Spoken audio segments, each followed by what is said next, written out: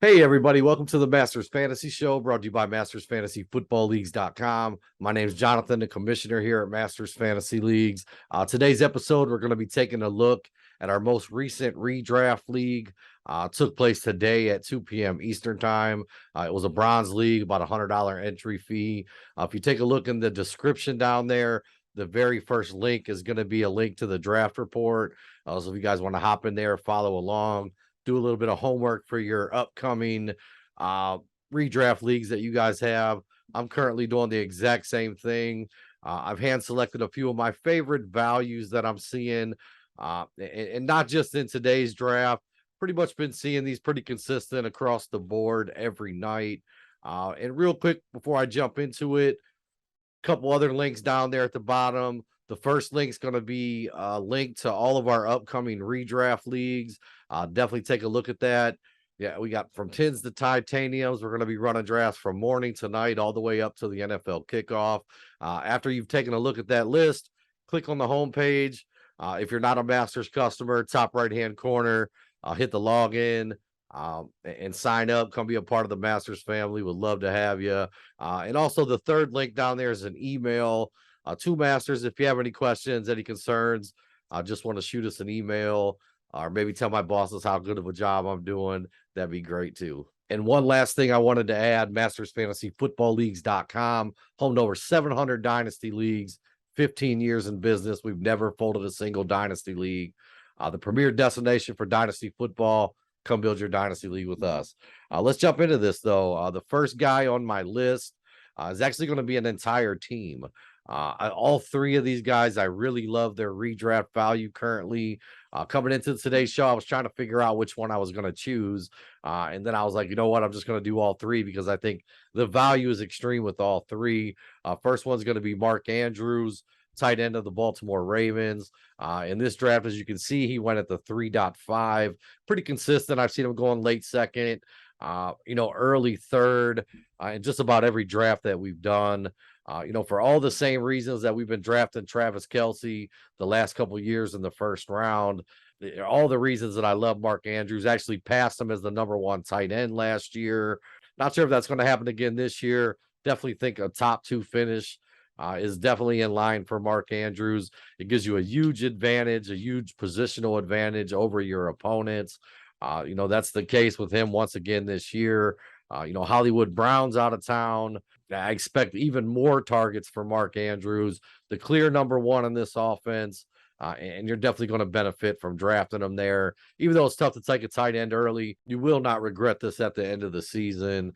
Next Baltimore Raven I want to talk about is J.K. Dobbins. This guy's been sliding down draft boards as of late. As you can see in this draft, all the way down to the 7.5. Was in an email draft yesterday where he went in the 6th round. And I was kind of scratching my head at that too. Obviously, he's hurt. Some question marks whether or not he's going to be ready for week one. But J.K. Dobbins, man, the clear bell cow in this offense. Even if he misses a couple games, I think at this draft position, it's worth drafting him. And if you got to wait a week or two before you can use him, it's still going to be great value. This guy's going to get the majority of the carries. He can catch. He can run between the tackles. He's shifty. The Baltimore Ravens as a whole, year after year after year, league leading in rushing yards. Him and Lamar Jackson in the backfield are going to be one heck of a duo. And I absolutely love his value in this year's drafts. Last and final Baltimore Raven that I really love this year is going to be Rashad Bateman, drafted, I believe, at the 6.11, just a couple spots before Dobbins. Potential to be a true number one wide receiver this year. Obviously, Hollywood Brown is now linked up with Kyler Murray in Arizona. Leaves a huge hole in the passing game for this guy to slide in as Lamar Jackson's number one. Wide receiver number 33 off the board. And if you ask me, I think easily he's going to crack into the top 20 this year. That's already value right there. His ceiling, depending on how quickly him and Lamar Jackson develop chemistry. Dude, his ceiling is a top 10 wide receiver this year. We've seen Lamar Jackson lead the league in, passing touchdowns before, even if it was kind of even though we're not expecting that to be the normal, Lamar Jackson can sling the rock. Him and Andrews, the clear number ones currently in this offense. I think it's a great value. Draft the Baltimore Ravens. Trust me. Next guy on my list here is going to be taken all the way at the end of the 9th round. Quarterback 15 off the board, Derrick Carr. Absolutely love his value this year. I'm sure I just read a stat the other day on Derrick Carr, one of only 3 quarterbacks to throw for over 4,000 yards the last 3 seasons. Obviously, huge upgrade in the offense this year, getting Devontae Adams. And if you look at Derrick Carr's numbers, the only thing that's really missing from Derrick Carr, being a top 8 quarterback, has been elite touchdown numbers. And if you look at that offense, not really a touchdown machine for him to go to down in the red zone. I love Waller. I do think once you get down in the end zone, it's real easy to kind of bracket the tight end, especially with no real threats on the outside. I like Hunter Renfrow. Once again, though, just not a guy that's going to dominate you down in the red zone once the field shrinks. In comes Devontae Adams.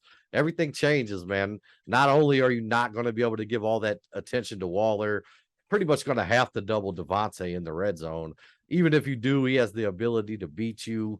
Add Waller, add what Renfrow can do. This is going to be the best offense that Carr's ever played on. My prediction for Derrick Carr, quarterback 15 off the board. Draft him here. You got yourself a top 8 quarterback. And you should be ready to go. Even if you draft him as a second quarterback, if that makes you feel better, it's going to be plenty of weeks. I'm predicting Derrick Carr is actually a top 5 quarterback. Him and Devontae Adams obviously went to college together. The chemistry is going to be there. And I'm not worried about these guys at all. Sky's the limit for Derrick Carr this year. Draft him. You will not be disappointed. And the last one I have, I'm actually going for a whole nother team's wide receiving core again. And I just couldn't pass the value on all 3 of these guys. It's going to be the Green Bay Packers wide receiving core of Allen Lazard, Romeo Doubs, and Christian Watson. Lazard drafted the earliest out of all 3, 7.4, wide receiver number 35 overall. Doubs second, surprisingly. His ADP's been climbing up there with all the recent hype. Doubs, 53rd wide receiver overall at the 12.11. And last but not least, Christian Watson, who I still think is the better of the 2 values, is going to be wide receiver 61 all the way down at the 14.5 spot. 3 guys that you could get relatively cheap. At least 2 of them you could get really cheap, just basically a flyer at the end of your draft. I don't know which one of these guys are going to be the number 1 in Green Bay. I don't know if it's going to be more of a committee this year. Aaron Rodgers on record saying that Lazard's his guy. So he's the guy that I've been targeting. I think it's also one of the best strategies in best ball. In all my best ball leagues, I've tried to get all 3 of these guys. Look, somebody's going to go off in that offense. Aaron Rodgers, 2-time MVP of the league, just an absolute monster. I mean, look, I'm not going to sit here and tell you guys how good Aaron Rodgers is. We all know. We've seen what he's been able to do with Devontae Adams the last couple of years. Obviously, none of these guys are Devontae Adams, but you're getting all of them outside of, wide receiver 33 plus. All of them are you're getting after that. I guarantee at least 2 of these guys are going to finish in the top 30. And I want to talk about ceilings again. If one of these guys emerge as Aaron Rodgers' true number 1 guy, you're getting a potential wide receiver top 10 guy this late in the draft. I can't pass on it. And these are absolutely 3 guys that I love to draft and kind of hold on. I mean, even if I draft all 3, kind of watch the first couple weeks, I mean, you're going to end up dropping some guys anyway, hitting the waiver wire. It's not going to hurt you. It's only going to help you to get one of Aaron Rodgers' favorite targets this late in the draft. And I'll be honest, that's just, 5, 6 guys that I picked out that I love. If you take a look at this draft board, they're scattered all over. I think there's tons of value in this year's redraft leagues. Take a look at it if you want. Leave a comment to it. Tell me who you think the best value that you've seen. Maybe you can help me out with some of my upcoming drafts. As always, thanks so much for watching. If you could hit the like and subscribe button, love for you to come be a part of the Masters family. That's all I got, guys.